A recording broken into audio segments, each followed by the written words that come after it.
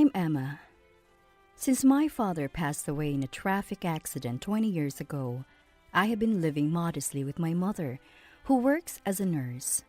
I met my boyfriend Christopher while I was working part-time at a restaurant. Our relationship started as a regular customer and staff, and gradually, we began to be drawn to each other. Handsome, serious, and kind to everyone, he is my pride and joy. After dating smoothly for 3 years and hinting at marriage but not getting a proposal, I decided to propose to him on my 27th birthday. The result was a huge success, surprisingly easy. Right after that, we went to a jewelry store where he presented me with an engagement ring and formally proposed. Even now, more than a month later, I find myself looking at my engagement ring and smiling whenever I have a moment to spare. In the midst of this happiness, there's just one concern. It's that we haven't set a date to meet Christopher's parents. When we first started dating, I remember him mentioning that his parents were in San Francisco. From here to San Francisco is quite a distance, and it takes time. There are work commitments, and I want to get this sorted out soon. Meeting my family went smoothly, so I'm even more anxious about his. Have you contacted your parents? When can they make time for us? He was evasive in his response. It's like he doesn't want me to meet them. I gave him a stern look and asked, "You're not going to tell me that you weren't serious about us after all this, are you?" "Of course not. It's just that my parents are a bit unusual." "But that doesn't mean we can get married without saying anything, right? We have to think about the future." He sighed as if I resigned to my words. "All right, I got it. I'll make up my mind. Can you take a couple of days off soon?" I checked my schedule and told him the dates, and he nodded quietly in agreement. 3 days later, while drinking coffee at a cafe, he showed me a page from a travel website. "What's this?" "The Royal Harmony Luxury Hotel.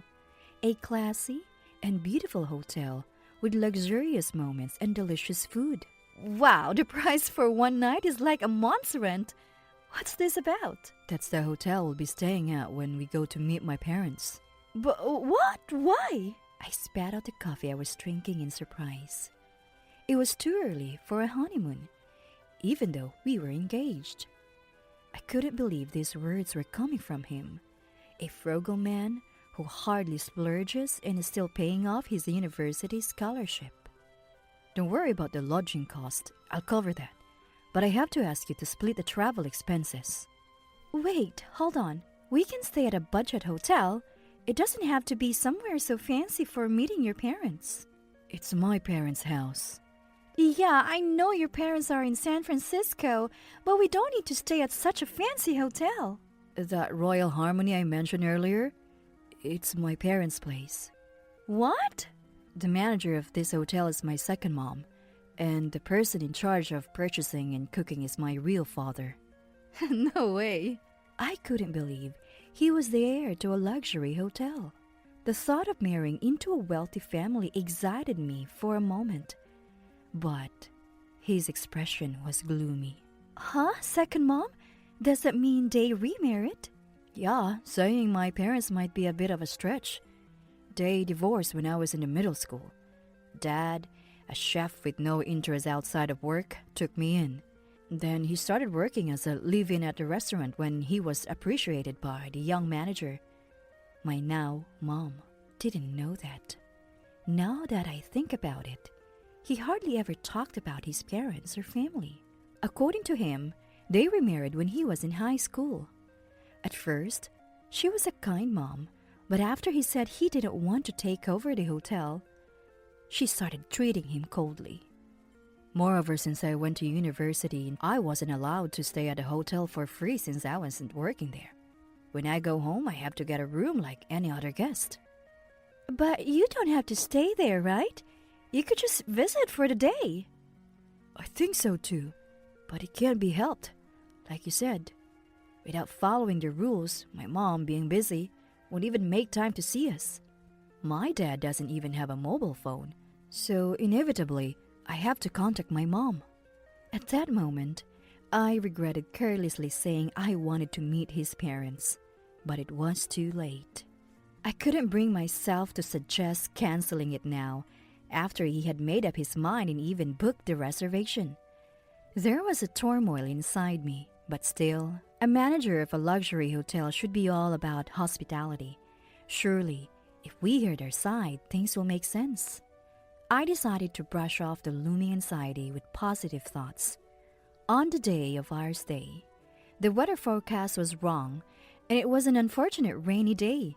Without a convenience store in sight to buy an umbrella, we got a bit wet despite taking taxis.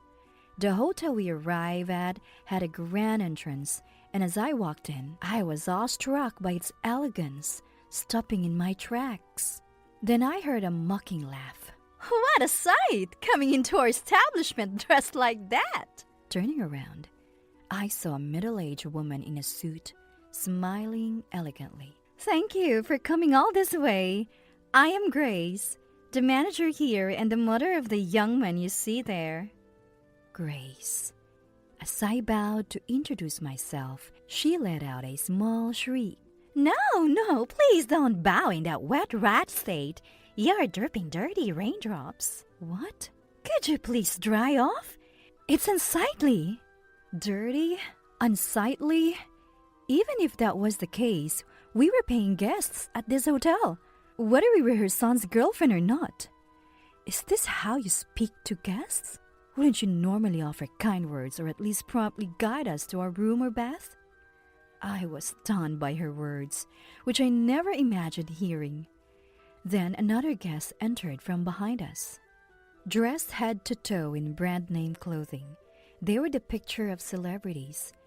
Grace instantly approached them with a smile, her attitude changing dramatically. "Thank you for coming from so far in this bad weather. Let me guide you to your room. May I take your luggage?" The contrast in her behavior was stark. Christopher seemed unfazed, as if he had expected this. While I stood there dumbfounded, he completed a check-in. "We have a reservation for Christopher, the cheapest room for one night." "Right, Christopher, in our most affordable room." Why emphasize that? Before I could complain, a listless employee appeared. "I'll take your luggage. This way, please." As we moved towards the elevator, an employee's voice stopped us. "That elevator is for VIPs only." "How are we supposed to get there then?" "For your plan, please use these stairs." We were guided to an emergency staircase. My irritation was definitely rising. Upon reaching our room, the employee roughly placed our bags down. "Dinner is at 7 in your room. The bathhouse is open until 2 a.m. and from 5 a.m. Checkout is at 9 a.m. There is a pamphlet in the room with more details. Call the internal line if you need anything else." With that, he yawned and left. What was that treatment? I'm appalled at a luxury hotel like this. He took a towel out of the closet and handed it to me. I was finally able to dry my wet hair. Oh, it smells moldy despite being new. I wonder when it was last exchanged. The room itself is grand, but there are dust bunnies here and there, and unknown hair in the wash basin. And for that price, a national chain budget hotel would be much more comfortable. Hey, does your dad knows about the manager's tyranny? I've talked to him about it once, but he didn't seem convinced, maybe because he's never seen it. He's either in the kitchen all day or out for purchasing. He looks down. It's all just a facade. You're surprised, right? More than you imagined. Sorry. Do you think I want to inherit a hotel like this? No way. Why doesn't such a terrible place go out of business? That's the mystery. When I looked into it, there were hardly any bad reviews. Most of the main customers are wealthy, celebrities, and mass media who receive hospitality worthy of a luxury hotel. It's frustrating. What hospitality? It's all just a facade. As I thought of taking a photo as proof, I turned on my mobile phone camera. Just then, I heard a cough from behind. Turning around, there was the manager, Grace, frowning. "When did you arrive?" "Didn't you read our brochure? Unlike other hotels, our building alone is of value. Unauthorized photography is prohibited.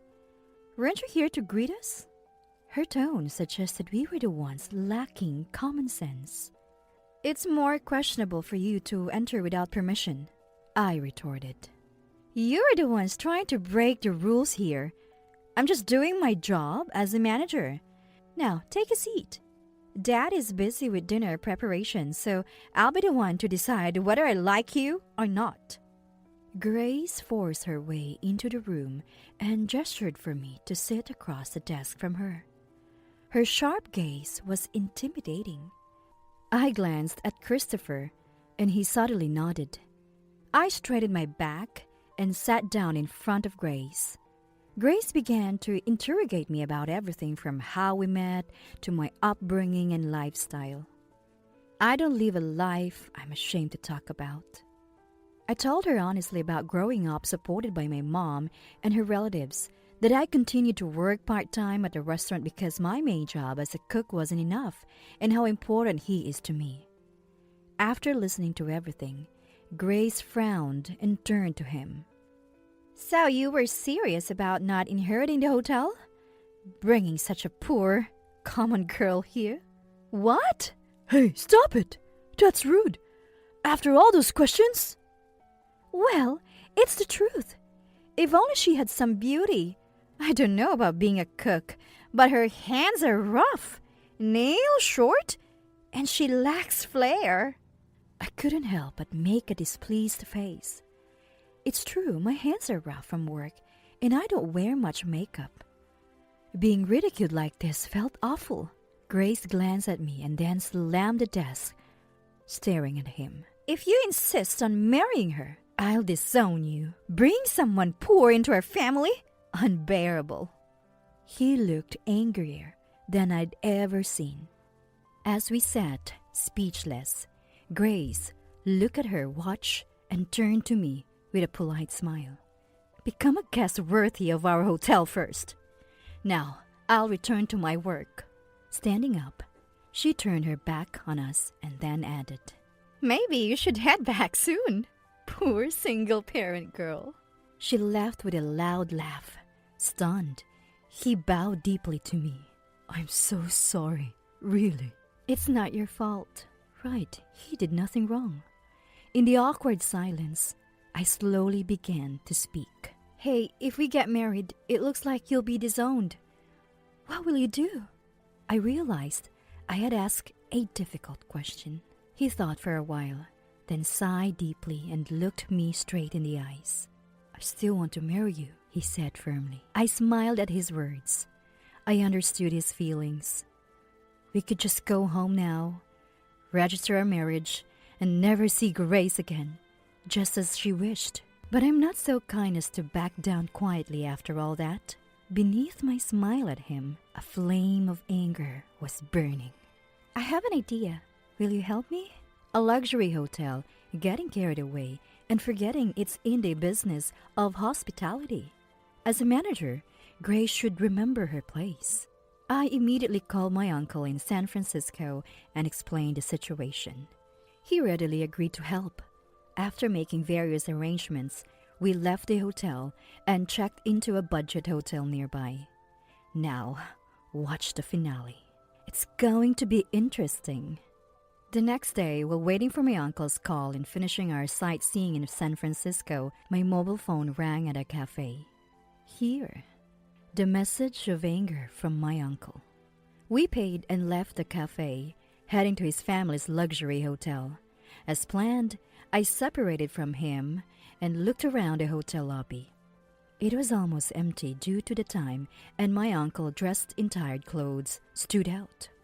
He seemed to have booked a room as planned, in the attire I requested. He must have received the same discriminatory treatment from the manager. Sitting in the lobby, he looked displeased. "Uncle!" As I ran to my uncle, Grace, who was passing by, sharply commented, "Oh my, is that man an acquaintance of yours? No wonder he doesn't fit in our hotel. A luxury hotel like ours is too high a threshold for commoners like you. She laughed mockingly, but I quietly stood beside my uncle, who was glaring at her. This man is my uncle. He's like a father to me since mine passed away. Oh, is that so? Grace uninterestedly started rearranging the nearby flowers. More important than flowers, I'm about to teach her about paying attention to guests. And he works as an editor-in-chief for a travel magazine. What? The flower in Grace's hand snapped in half. My uncle stood up calmly and handed Grace a business card. Sorry for the late introduction. I'm Daniel. Handling Traveler's Journal. My dear niece seems to have been under your care. The editor-in-chief of Journey Explorer? Grace's face went pale, opening and closing her mouth. Journey Explorer is a famous travel magazine focusing on luxury and heritage hotels, featuring interviews with celebrity travelers. It should have been a dream cast for media-loving Grace. Sweating, Grace looked between my uncle and me, forcing a smile. Oh, I had no idea. If I knew, I would have provided service worthy of you too. Let's start over right now. Manager, so you discriminate against guests based on their appearance and plan? No, it's just different plans. God in her own words. But you just said we could start over, didn't you? Well, it's just that. Under my uncle's questioning, Grace's gaze darted around. My uncle casually took out his mobile phone, doing something while chuckling. At first, I was skeptical. This hotel had a good reputation in our industry, and we've even featured it once. I was thinking of doing a special feature on it. But it's good I came as she suggested. Well then. Grace's expression brightened momentarily. What is she misunderstanding? She still doesn't see the reality. Hold on. Yeah, it's me. Cancel the feature we were planning and call the weekly magazine guy later. Wait, please! Grace reached out, but my uncle gently removed her hand and hung up, stating calmly, Part of the blame for letting a so-called luxury hotel like this run wild falls on us, the media. We'll take responsibility. Leaving a slumping Grace behind, my uncle hurried out of the hotel. Alone in the lobby, Grace's shoulders trembled. It's your fault! What? Suddenly, she grabbed me by the collar with force. A mere cook? Your fault? A poor, unattractive woman for all of this? A mere cook? A hotel's food is one of its main attractions, right? My uncle wrote in his message. The hospitality was lacking, but the food was delicious. Of course it is! We use high-quality ingredients. This is a luxury hotel. People should be grateful just to stay here. I'm the most important person here. Enough, Grace! A loud rebuke echoed in the lobby, and turning, I saw him and Christopher's dad in a chef's apron. Oh, why? How long have you been? I called him from the part about people like you. Been watching since then. Think you can disrupt work and get away with it?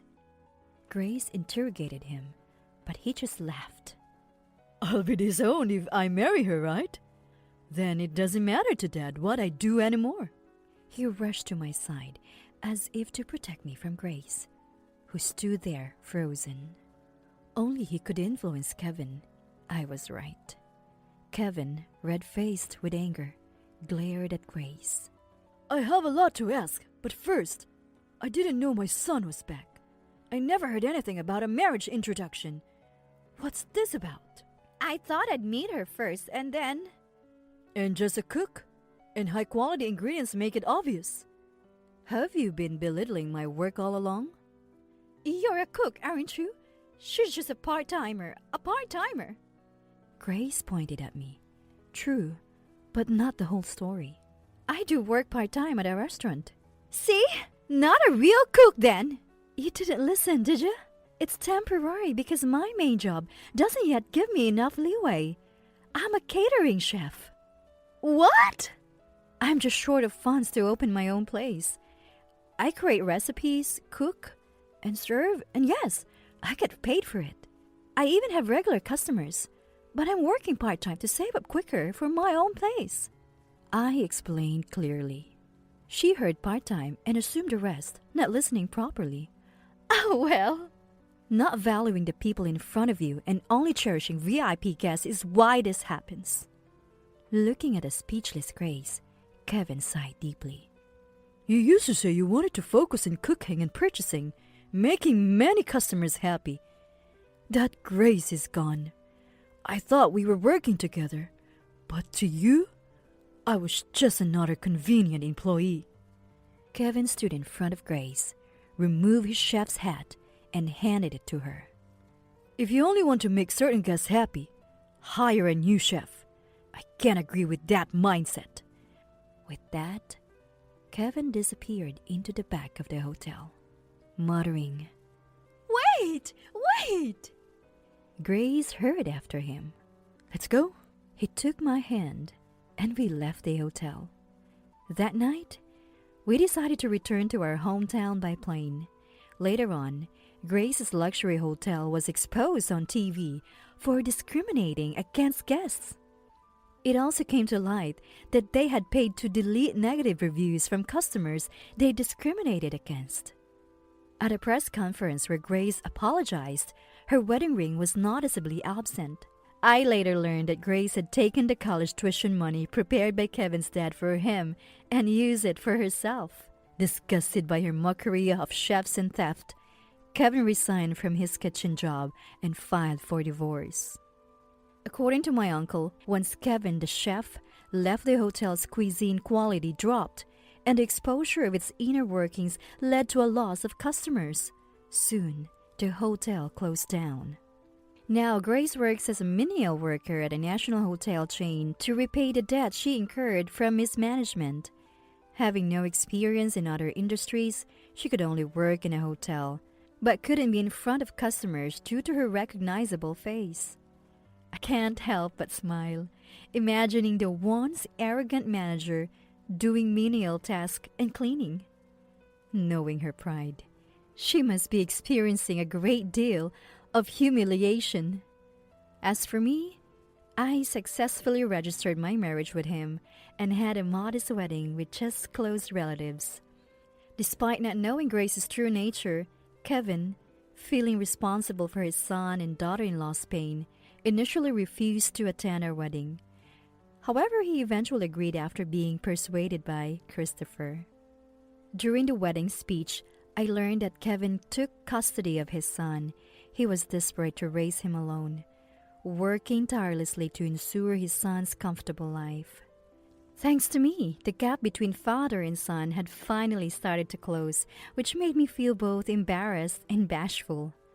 Later, Kevin started living alone with working at a restaurant, and we began our life together in an apartment near my parents' house. Years later, we invited my uncle to our home. The purpose was to have him, with his discerning taste, sample the menu for the small reservation-only restaurant we planned to open soon. With enough money saved, we were opening a small restaurant while continuing our catering business, intending to quit my part-time job. Our restaurant might not be luxurious, but we hoped to make everyone who visited smile. We wanted to continue leading modest but happy lives, and it would be a joy to help make the lives of those who visited our restaurant a little happier.